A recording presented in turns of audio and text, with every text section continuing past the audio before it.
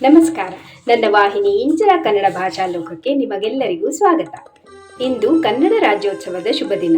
ಕನ್ನಡ ತಾಯಿಯ ಮಕ್ಕಳಿಗೆಲ್ಲ ತಿಳಿದಿರಬೇಕಾದ ಕಥೆ ಇದು. ಹೌದು, ನಿಮ್ಮ ಊಹೆ ಸರಿಯಾಗಿದೆ. ಇಂದು ನಾನು ಹೇಳುವುದು ನಮ್ಮ ಕನ್ನಡ ಭಾಷೆ ಮತ್ತು ನಮ್ಮ ಕರ್ನಾಟಕದ ಕಥೆ. ಕನ್ನಡ ಸುಮಾರು 2000 ವರ್ಷಗಳಷ್ಟು ಹಳೆಯದಾದ ಅತ್ಯಂತ ಪುರಾತನ ದ್ರಾವಿಡ ಭಾಷೆಗಳಲ್ಲಿ ಒಂದು. ಕನ್ನಡ ಭಾಷೆಯ ಪ್ರಾರಂಭಿಕ ರೂಪವು 450ನೇ ಶತಮಾನದ ಹಲ್ಮಿಡಿ ಶಾಸನದಲ್ಲಿ ಕಂಡುಬಂದಿದೆ. ಚಾಲುಕ್ಯರ ಶಾಸನಗಳಲ್ಲಿ ಕನ್ನಡ ಲಿಪಿಯ ಬಳಕೆಯನ್ನು ನಾವು ಕಾಣಬಹುದು. ಭಾರತೀಯ ಭಾಷೆಗಳಿಗೆ ಮೂಲ ಲಿಪಿಯಾದ ಬ್ರಾಹ್ಮಿ ಲಿಪಿಯಿಂದ ಕನ್ನಡ ಭಾಷೆಯು ಲಿಖಿತ ರೂಪವನ್ನು ಪಡೆದುಕೊಂಡಿದೆ. ಕನ್ನಡ ಶಬ್ದಕೋಶವನ್ನು ರಚಿಸಿದ್ದು ಯಾರು ಗೊತ್ತಾ? ಫರ್ಡಿನೆಂಡ್ ಕಿಟಲ್ ಎಂಬ ಒಬ್ಬ ವಿದೇಶೀಯ. ಕನ್ನಡ ಭಾಷೆ ಮತ್ತು ವರ್ಣಮಾಲೆ ತಾರ್ಕಿಕ ಮತ್ತು ವೈಜ್ಞಾನಿಕವಾಗಿ 99.99% ಪರಿಪೂರ್ಣವಾದುದು ಎಂಬುದು ಸಾಬೀತಾಗಿದೆ.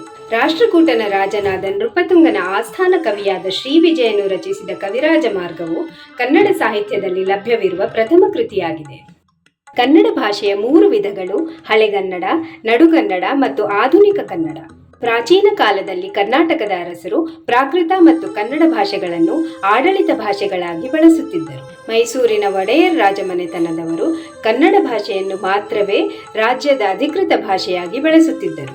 ನಾಡಿಗೊಂದು ಅಧಿದೇವತೆ, ಭಾಷೆಗೊಂದು ಸುಂದರ ಲಾಂಛನವನ್ನು ಹೊಂದಿರುವ ಅಪರೂಪದ ಭಾಷೆ ನಮ್ಮ ಕನ್ನಡ. ವಿಶ್ವದಾದ್ಯಂತ 56 ದಶಲಕ್ಷ ಕನ್ನಡ ಮಾತನಾಡುವ ಜನರಿದ್ದಾರೆ. ಅವರಲ್ಲಿ 54 ದಶಲಕ್ಷ ಜನರಿಗೆ ಕನ್ನಡ ಮಾತೃಭಾಷೆಯಾಗಿದೆ. ನಿಮಗೆಲ್ಲರಿಗೂ ಈಗಾಗಲೇ ತಿಳಿದಂತೆ ಮೂಲತಃ ಮೈಸೂರು ರಾಜ್ಯವೆಂದು ಕರೆಸಿಕೊಂಡ ಈ ನಾಡು 1971ರಲ್ಲಿ ಮರುನಾಮಕರಣಗೊಂಡಿತು. ಇಡೀ ಭುವನವೇ ಕನ್ನಡ ನಾಡಿನಲ್ಲಿದೆ ಎಂದು ಕೆಲವರು ವರ್ಣಿಸಿದ್ದಾರೆ. ದಟ್ಟ ಅರಣ್ಯಗಳು, ಗುಹೆಗಳು, ಜಲಪಾತಗಳು, ಮರುಭೂಮಿಗಳು, ನದಿಗಳು, ವನ್ಯಜೀವಿ ಅಭಯಾರಣ್ಯಗಳು, ಸಾಹಸದ ಸ್ಥಳಗಳು, ಕೈಸೋಕದ ಕಡಲ ತೀರಗಳು, ಪ್ರಾಯಶಃ ಇವೆಲ್ಲ ಭೌಗೋಳಿಕ ವೈವಿಧ್ಯತೆಗಳನ್ನು ಪ್ರದರ್ಶಿಸಬಹುದಾದ ಏಕೈಕ ರಾಜ್ಯ ನಮ್ಮ ಕರ್ನಾಟಕ. ಭಾರತೀಯ ಪ್ರಾಚೀನ ಪ್ರಾಂತ್ಯಗಳಲ್ಲಿ ಒಂದಾದ ನಮ್ಮ ರಾಜ್ಯವು ಶ್ರೀಮಂತ ಸಂಸ್ಕೃತಿ ಮತ್ತು ಪರಂಪರೆಯ ಇತಿಹಾಸವನ್ನು ಹೊಂದಿದೆ. ನಮ್ಮ ಕರ್ನಾಟಕವು ಕೆಲವು ಅತ್ಯಂತ ಪ್ರಬಲ ಸಾಮ್ರಾಜ್ಯಗಳು, ರಾಜಮನೆತನಗಳು, ಕವಿಗಳು, ಸಾಧು ಸಂತರು, ತತ್ವಜ್ಞಾನಿಗಳು ಮತ್ತು ಪುರಾತನ ಸ್ಮಾರಕಗಳಿಗೆ ನೆಲೆ ಕಂಡಿದೆ. ಭಾರತವು ವಿಶ್ವದ ಉಪಖಂಡವೆನಿಸಿಕೊಂಡಿದ್ದರೆ ಕರ್ನಾಟಕವು ಅನೇಕ ಪ್ರಪಂಚಗಳ ಚೆಲುವಿನ ನಾಡು ಎಂದು ಹೇಳಲು ನನಗೆ ಬಹಳ ಹೆಮ್ಮೆ ಎನಿಸುತ್ತದೆ. ನನ್ನ ಕೆಲವು ಆತ್ಮೀಯ ಬಂಧು ಮಿತ್ರರಲ್ಲಿ ಕನ್ನಡ ಮತ್ತು ಕನ್ನಡ ರಾಜ್ಯೋತ್ಸವದ ಬಗ್ಗೆ ಒಂದೆರಡು ಮಾತುಗಳನ್ನು ಹಂಚಿಕೊಳ್ಳಲು ಕೋರಿದಾಗ ಕೂಡಲೇ ಎಲ್ಲರೂ ಕಳುಹಿಸಿದರು. ಆ ತುಣುಕುಗಳನ್ನು ಈಗ ನಾವು ಕೇಳಿ ಆನಂದಿಸೋಣ.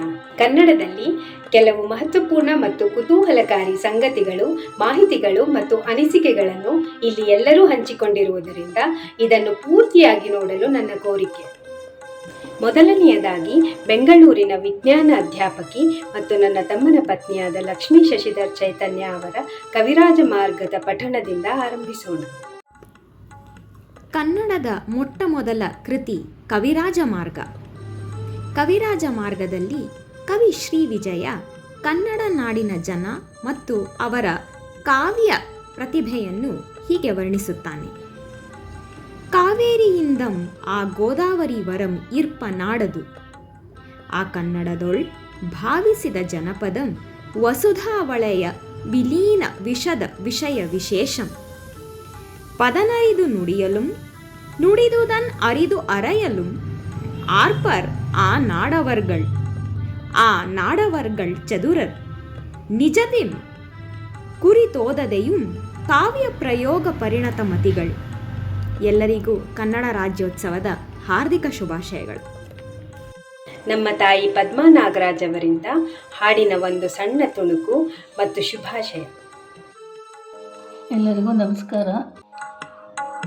ಉದಯವಾಗಲಿ ನಮ್ಮ ಚೆಲುವ ಕನ್ನಡ ನಾಡು, ಉದಯವಾಗಲಿ ನಮ್ಮ ಚೆಲುವ ಕನ್ನಡ ನಾಡು, ಬದುಕು ಬಲುಹಿನ ನಿಧಿಯು ಸದಭಿಮಾನದ ಗೂಡು, ಬದುಕಿ ಬಲುಹಿನ ನುಡಿಯು ಸದಭಿಮಾನದ ಗೂಡು, ಉದಯವಾಗಲಿ ನಮ್ಮ ಚೆಲುವ ಕನ್ನಡ ನಾಡು. ರಾಜನ್ಯರಿಗೂ ಪರಶುಧರನ ಜನನೀಯ ನಾಡು. ಆ ಜಲದಿಯನೆ ಜಿಗಿದ ಹನುಮನುದಿಸಿದ ನಾಡು. ಓಜೆಯಮ್ಮೀರಿದ ಅರಸುಗಳ ಸಾಹಸದ ಬೀಡು. ತೇಜವನು ನಮಗೀವ ವೀರ ಬೃಂದದ ನಾಡು. ಉದಯವಾಗಲಿ ನಮ್ಮ ಚೆಲುವ ಕನ್ನಡ ನಾಡು. ಎಲ್ಲರೂ ಒಂದಾಗಿ ಕನ್ನಡ ರಾಜ್ಯೋತ್ಸವನ ಮಾಡೋಣ. ಎಲ್ಲರಿಗೂ ಕನ್ನಡ ರಾಜ್ಯೋತ್ಸವದ ಹಾರ್ದಿಕ ಶುಭಾಶಯಗಳು. ಧನ್ಯವಾದಗಳು. ಹೈದರಾಬಾದಿನಲ್ಲಿ ನಮ್ಮ ತಾಯಿಯಂತೆಯೇ ಇರುವ ಶ್ರೀಮತಿ ಮೋಹನ್ ರಾವ್ ಅವರಿಂದ ಕನ್ನಡ ರಾಜ್ಯೋತ್ಸವದ ಬಗ್ಗೆ ಮಾಹಿತಿ ಮತ್ತು ಅನಿಸಿಕೆಗಳು. ಸಿರಿಗನ್ನಡಂ ಗೆಲ್ಗೆ 69ನೇ ವರ್ಷದ ಕನ್ನಡ ರಾಜ್ಯೋತ್ಸವದ ಶುಭಾಶಯಗಳು. ಎಲ್ಲಾದರೂ ಇರು ಎಂತಾದರೂ ಇರು ಕನ್ನಡವೇ ಸತ್ಯ. ಈಗಿನ ಕರ್ನಾಟಕ 1956 ನವೆಂಬರ್ 1ರಂದು ನಿರ್ಮಾಣವಾದುದರ ಸಂಕೇತವಾಗಿ ಈ ರಾಜ್ಯೋತ್ಸವವನ್ನು ಆಚರಿಸಲಾಗುತ್ತದೆ. ಕನ್ನಡ ಕುಲಪುರೋಹಿತರಾದ ಆಲೂರು ವೆಂಕಟರಾಯರು ಕರ್ನಾಟಕದ ಏಕೀಕರಣ ಚಳವಳಿಯನ್ನು 1905ರಂದು ಪ್ರಾರಂಭಿಸಿದರು. 1950ರಲ್ಲಿ ಭಾರತೀಯ ಗಣರಾಜ್ಯವಾದ ನಂತರ ಭಾರತದ ವಿವಿಧ ಭಾಷೆಗಳ ಆಧಾರದ ಮೇಲೆ ರಾಜ್ಯಗಳಾಗಿ ವಿಂಗಡಿಸಲಾಯಿತು. 1956 ನವೆಂಬರ್ 1ರಂದು ಮದ್ರಾಸ್, ಮುಂಬೈ, ಹೈದರಾಬಾದ್ ಪ್ರಾಂತದ ಕನ್ನಡ ಮಾತನಾಡುವ ಪ್ರದೇಶಗಳು ವಿಲೀನಗೊಂಡು ಮೈಸೂರು ರಾಜ್ಯವಾಯಿತು. 1973ರಂದು ಕರ್ನಾಟಕ ಎಂದು ನಾಮಕರಣ ಮಾಡಲಾಯಿತು. ಕರ್ನಾಟಕದ ಏಕೀಕರಣದಲ್ಲಿ ಆನಕ್ರ, ಶಿವರಾಮ ಕಾರಂತರು, ಕುವೆಂಪು ಮತ್ತು ಮಾಸ್ತಿ ವೆಂಕಟೇಶ ಅಯ್ಯಂಗಾರ್, BM ಶ್ರೀ ವೆಂಕಟೇಶ ಮೊದಲಾದವರು ಪ್ರಮುಖರಾಗಿದ್ದರು.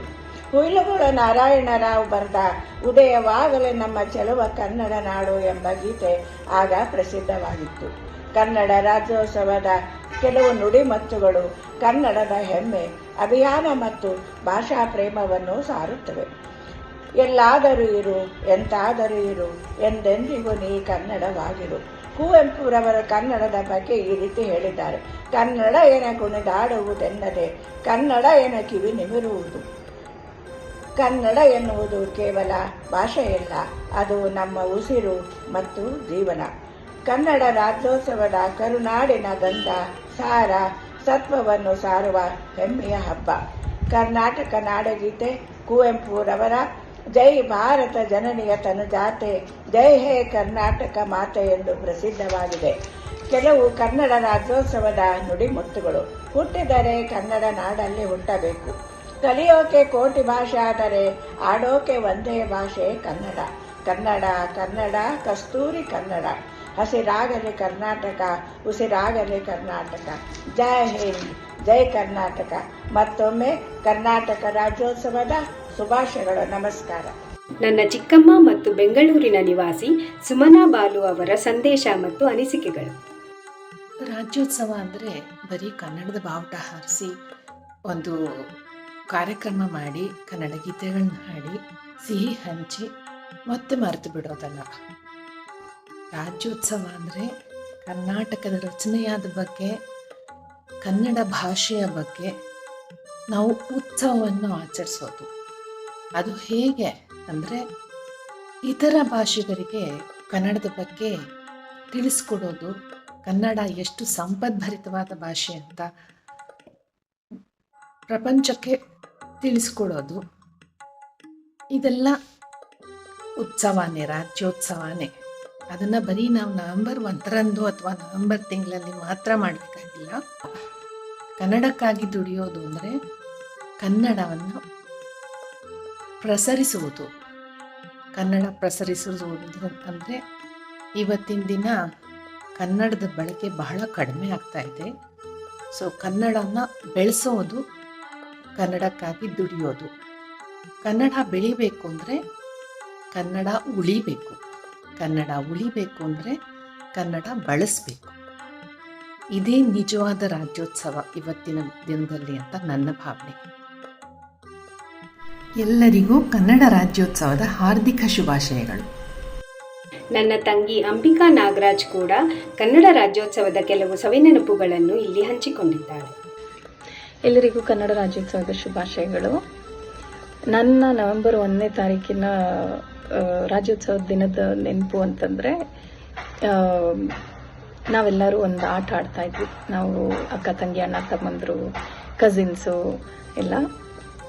ಇನ್ನೊಂದೆರಡು ದಿನ ರಾಜ್ಯೋತ್ಸವ ಇದೆ ಅಂದ ತಕ್ಷಣ ಅವತ್ತಿನ ದಿನ ಯಾರು ಕನ್ನಡ ಪದ ಬಿಟ್ಟು ಬೇರೆ ಪದ ಬಳಸೋಂಗಿಲ್ಲ ಅಂತ. ಸೊ ಅವತ್ತಿನ ದಿನ ಬೆಳಗ್ಗೆ ಆಗ್ತಿದ್ದ ಹಾಗೇ ಎಲ್ಲರೂ ಕಾಯ್ಕೊಂಡು ಇರ್ತಾ ಇದ್ವಿ. ಹೇಳ್ತಿದ್ದಂಗೆ ಎದ್ದಾಗಿಂದ ಏನೇ ಮಾತಾಡಿದ್ರು ಕನ್ನಡದಲ್ಲಿ ಮಾತ್ರ ಮಾತಾಡಬೇಕು ಅಂತ. ಸೊ ಈ ಆಟದಲ್ಲಿ ಯಾರು ಗೆಲ್ತಾರೆ, ಯಾರು ಸೋಲ್ತಾರೆ ಅನ್ನೋದನ್ನು ಕಾಯ್ಕೊಂಡು ನೋಡೋದೇ ಒಂದು ದೊಡ್ಡ ಆಟ ಆಗೋಗಿರೋದು. ಸೊ ಫಸ್ಟು ಎಲ್ಲರೂ ಕಾಯ್ತಾ ಇದ್ದಿದ್ದು ಈ ಫೋನ್ ಬಂದ ತಕ್ಷಣ. ಏಕೆಂದರೆ ಸಾಧಾರಣವಾಗಿ ಫೋನ್ ಬಂದರೆ ಫಸ್ಟ್ ತೊಗೊಂಡು ಎಲ್ಲರೂ ಹೇಳೋದೆ ಹಲೋ ಅಂತ. ಸೊ ಯಾವ್ದಾದ್ರು ಫೋನ್ ಬಂದರೆ ಫಸ್ಟ್ ಯಾರು ಹೋಗಿ ಎತ್ತಾರೆ, ನೀನು ಎತ್ಕೋ, ನಾನು ಎತ್ಕೋ, ಅಥವಾ ಅದು ಹೇಳ್ತಾನೂ ಇರಲಿಲ್ಲ, ಹೋಗಿ ಯಾರಾದರೂ ಫೋನ್ ತಗೊಂಡ ತಕ್ಷಣ ಹೇಳ್ತಾ ಇದ್ದಿದ್ದು ಹಲೋ. ಸೊ ಹಲೋ ಅಂದ ತಕ್ಷಣ ನಿನ್ನ ಆಟದಿಂದ ಔಟು ಅಂತ.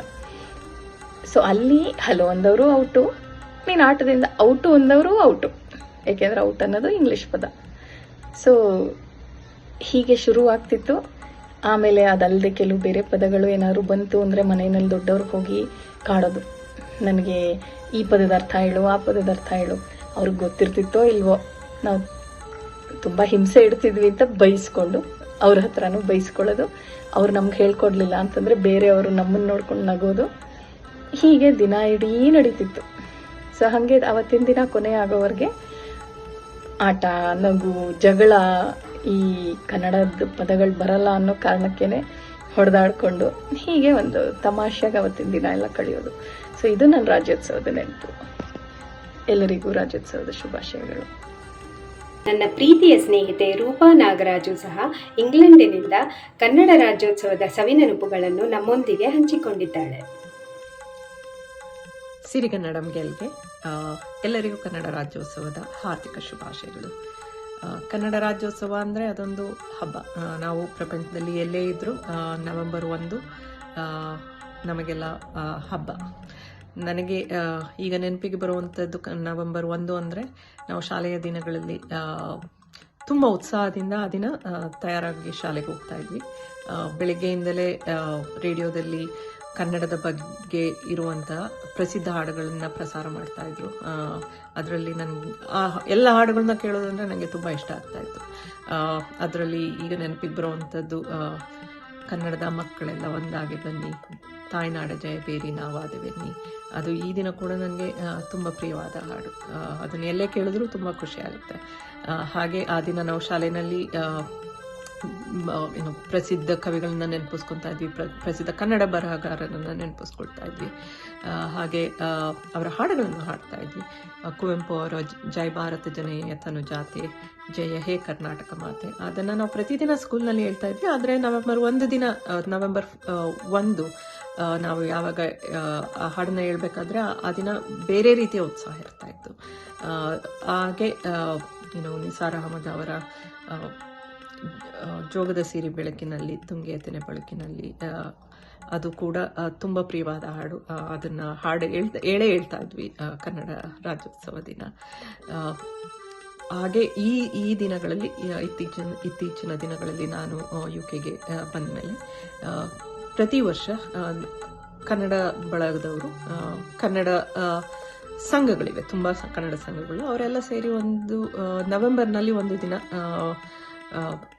ಅವರೆಲ್ಲ ಸೇರಿ ಕನ್ನಡ ರಾಜ್ಯೋತ್ಸವನ ಆಚರಿಸ್ತಾರೆ. ದೀಪಾವಳಿ ಮತ್ತು ಕನ್ನಡ ರಾಜ್ಯೋತ್ಸವ ನವೆಂಬರ್ನಲ್ಲಿ ಜೊತೆಗೆ ಆಚರಿಸ್ತಾರೆ. ಆ ದಿನ ತುಂಬ ಎಲ್ಲರಿಗೂ ತುಂಬ ಉತ್ಸಾಹ ಇರುತ್ತೆ. ಅದರಲ್ಲಿ ಕನ್ನಡ ಹಾಡುಗಳನ್ನ ಆಡ್ತಾ ಇರ್ತಾರೆ, ಕನ್ನಡದ ನೃತ್ಯಗಳನ್ನ ಮಾಡ್ತಾ ಇರ್ತಾರೆ, ಕನ್ನಡದ ಬಗ್ಗೆ ಮಾತುಗಳಿರುತ್ತವೆ.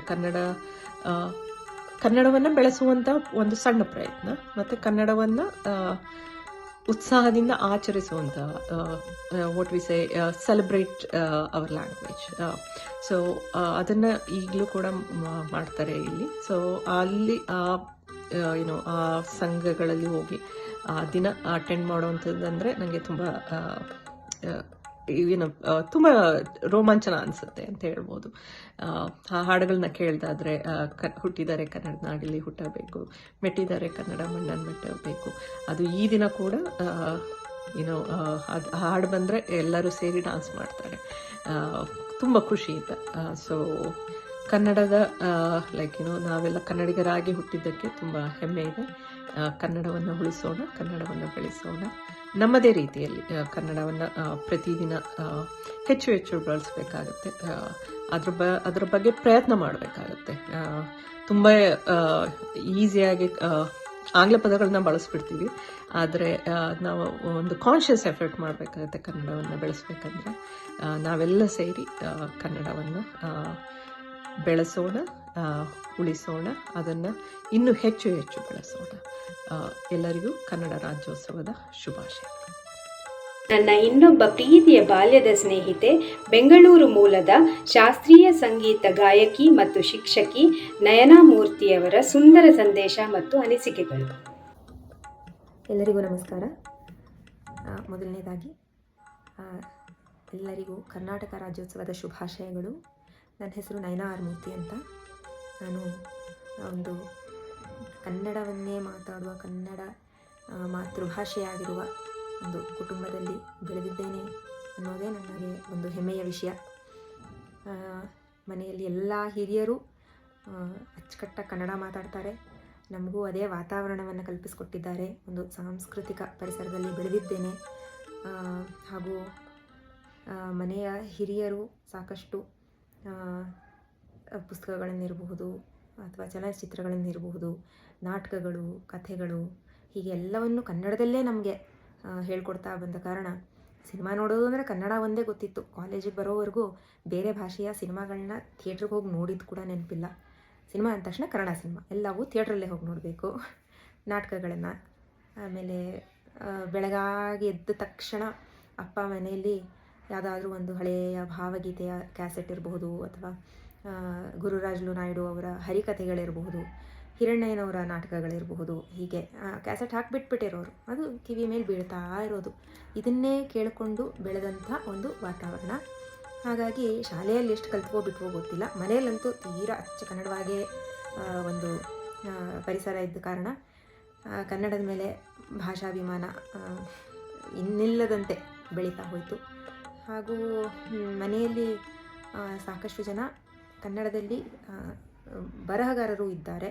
ಅದರಲ್ಲಿ ಮುಖ್ಯರಾಗಿ ನನ್ನ ತಾಯಿಯ ಸ್ವಂತ ಅಕ್ಕ ಎಸ್ ವಿ ಪ್ರಭಾವತಿ ಅನ್ನೋರು. ಅವರು PhD ಮಾಡಿ ಡಾಕ್ಟರೇಟ್ ಪಡೆದಿದ್ದಾರೆ ಕನ್ನಡದಲ್ಲಿ. ಅವರು ಸಾಕಷ್ಟು ಕಾದಂಬರಿಗಳನ್ನು, ಕಥೆಗಳನ್ನು, ಆಮೇಲೆ ಅನುವಾದಗಳನ್ನು, ನಾಟಕಗಳನ್ನು ಎಲ್ಲ ಇಷ್ಟು ಕೊಡುಗೆಗಳನ್ನ ಕೊಟ್ಟಿದ್ದಾರೆ ಕನ್ನಡ ಭಾಷೆಗೆ. ಇನ್ನೂ ಅವರು ಬರಿತಾ ಇದ್ದಾರೆ. ಅದನ್ನು ಹೇಳ್ಕೊಳಕ್ಕೆ ಹೆಮ್ಮೆ ಆಗುತ್ತೆ. ಸ್ಕೂಲ್ನಲ್ಲೂ ಕಾಲೇಜ್ಗಳಲ್ಲೂ ಸಾಕಷ್ಟು ಕನ್ನಡ ನಾಟಕಗಳಲ್ಲಿ ಈ ರಂಗಗೀತೆಗಳಿಗೆ ಹಾಡೋದು ಅಥವಾ ಗ್ರೂಪ್ ಸಾಂಗ್ಸ್ ಹಾಡೋದು, ಆಮೇಲೆ ಕನ್ನಡ ಹಾಡುಗಳಿಗೆ ನೃತ್ಯ ಮಾಡೋದು, ಈ ಥರ ಸಾಕಷ್ಟು ಇದರಲ್ಲಿ ಕಾರ್ಯಕ್ರಮಗಳಲ್ಲಿ ಪಾಲ್ಗೊಳ್ತಾ ಇದ್ವಿ. ಕ್ಲಾಸ್ಗಿಂತ ಜಾಸ್ತಿ ಹೊರಗಡೆನೇ ಇರ್ತಾಯಿದ್ವಿ, ಯಾಕಂದರೆ ಪ್ರಾಕ್ಟೀಸ್ ಅಂತ ಹೇಳಿ ಆಚೆ ಹೋಗ್ಬಿಡೋದು. ಹಾಗೆ ಮುಂದುವರಿತಾ ಕೆಲಸಕ್ಕೆ ಅಂತ IT ಕಂಪ್ನಿಯಲ್ಲಿ ಸೇರಿಕೊಂಡೆ. ಅಲ್ಲಿ ಕೂಡ ಒಂದು ಕನ್ನಡ ಕಲಿ ಅಂತ ಒಂದು ಗ್ರೂಪ್ ಇತ್ತು. ಅದರ ಮೂಲಕ ಪ್ರತಿ ವರ್ಷ ಕನ್ನಡ ರಾಜ್ಯೋತ್ಸವನ ತುಂಬ ವಿಜೃಂಭಣೆಯಿಂದ ಆಚರಿಸ್ತಾ ಇದ್ದರು. ಅಲ್ಲಿ ಸಾಕಷ್ಟು ಕಾರ್ಯಕ್ರಮಗಳನ್ನ ನಡೆಸ್ಕೊಟ್ಟಿದ್ದೂ ಇದೆ ಮತ್ತು ನಾನು ಕೂಡ ಭಾಗವಹಿಸಿದ್ದಿದೆ. ಆವಾಗ ಸಾಕಷ್ಟು ಒಳ್ಳೆಯ ಒಂಥರ ಈ VIP ಅವ್ರನ್ನೆಲ್ಲ ಹೀಗೆ ಚೀಫ್ ಗೆಸ್ಟಾಗಿ ಕರೆಸೋದು, ಅವರ ಸಂದರ್ಶನಗಳನ್ನು ಮಾಡೋದು, ಈ ಎಲ್ಲ ಅವಕಾಶಗಳು ಕೂಡ ದೊರಕಿತ್ತು.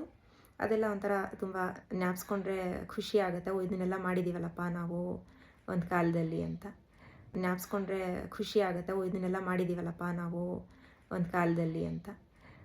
ಈಗ ಪ್ರಸ್ತುತ ಭಾವಸಾಗರ ಅನ್ನೋ ಒಂದು ಸಂಗೀತ ಶಾಲೆಯನ್ನು ನಮ್ಮ ತಂದೆಯವರ ಮನೆಯಲ್ಲಿ ನಡೆಸ್ತಾ ಇದ್ದೀವಿ. ಅದರಲ್ಲಿ ನಾನು ಕೂಡ ಕರ್ನಾಟಕ ಶಾಸ್ತ್ರೀಯ ಸಂಗೀತದ ಒಂದು ಬ್ಯಾಚ್ ಹೇಳ್ಕೊಡ್ತೀನಿ. 2008ರಿಂದ ಅಲ್ಲಿ ಭಾವಗೀತೆಗಳ ಒಂದು ಅಂದರೆ ಸುಗಮ ಸಂಗೀತ ಕ್ಲಾಸಸ್ ಕೂಡ ನಡೀತಾ ಬಂದಿದೆ.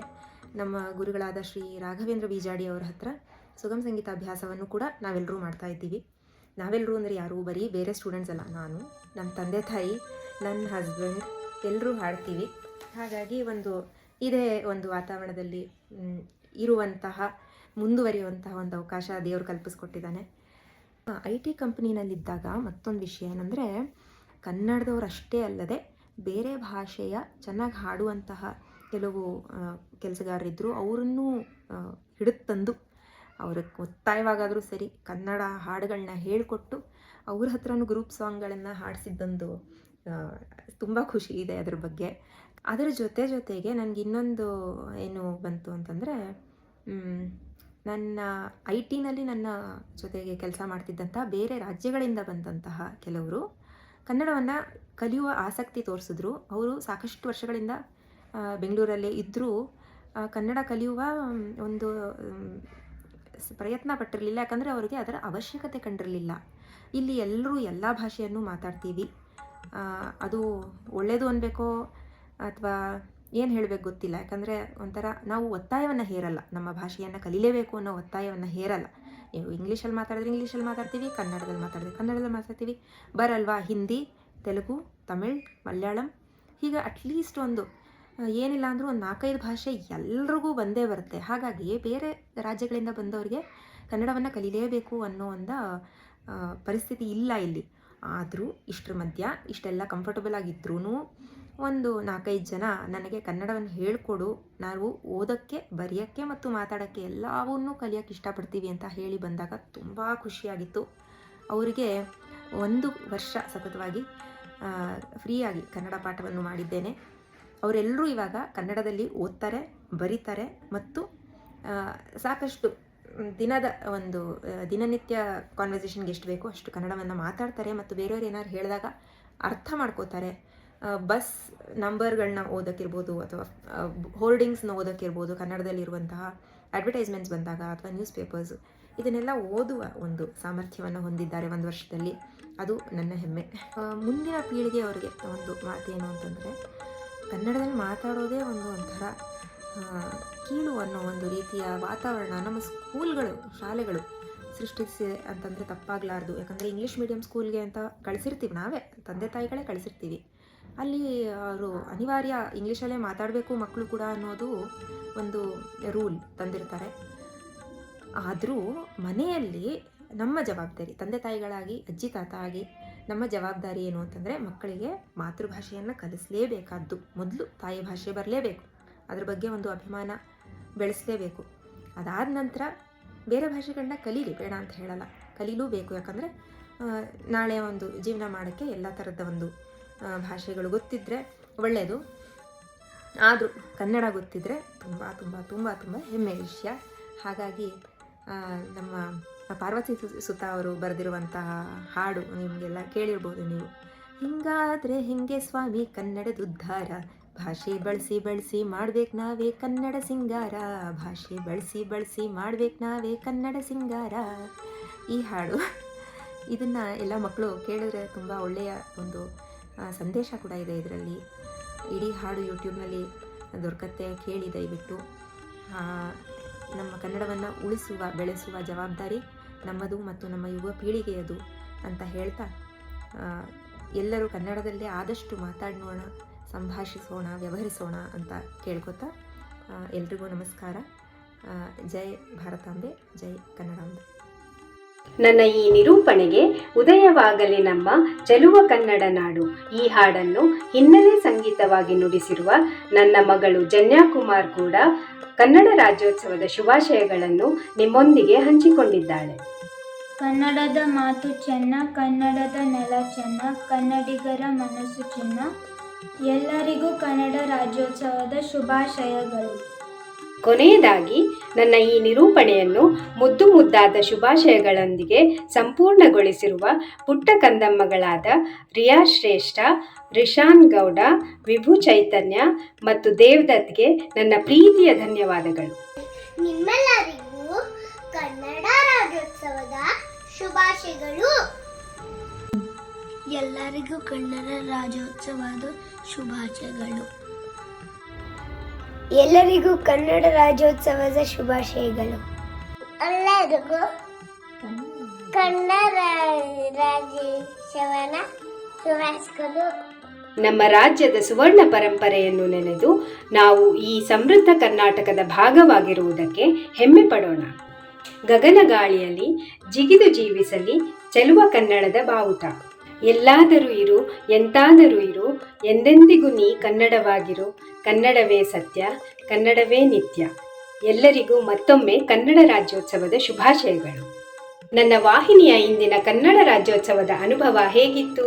ನನ್ನ ವಿಚಾರಗಳು, ಅನಿಸಿಕೆಗಳು, ಅನುಭವಗಳ ಹಂಚಿಕೆಯು ನಿಮಗೆ ಇಷ್ಟವಾದಲ್ಲಿ ಲೈಕ್ ಮತ್ತು ಶೇರ್ ಮಾಡಿ. ನನ್ನನ್ನು ಇನ್ಸ್ಟಾಗ್ರಾಮ್ನಲ್ಲಿ ಫಾಲೋ ಮಾಡಿ ಮತ್ತು ನನ್ನ ಯೂಟ್ಯೂಬ್ ಚಾನೆಲ್ಗೆ ಸಬ್ಸ್ಕ್ರೈಬ್ ಮಾಡಿ. ಧನ್ಯವಾದಗಳು. ಜೈ ಕರ್ನಾಟಕ, ಜೈ ಹಿಂದ್.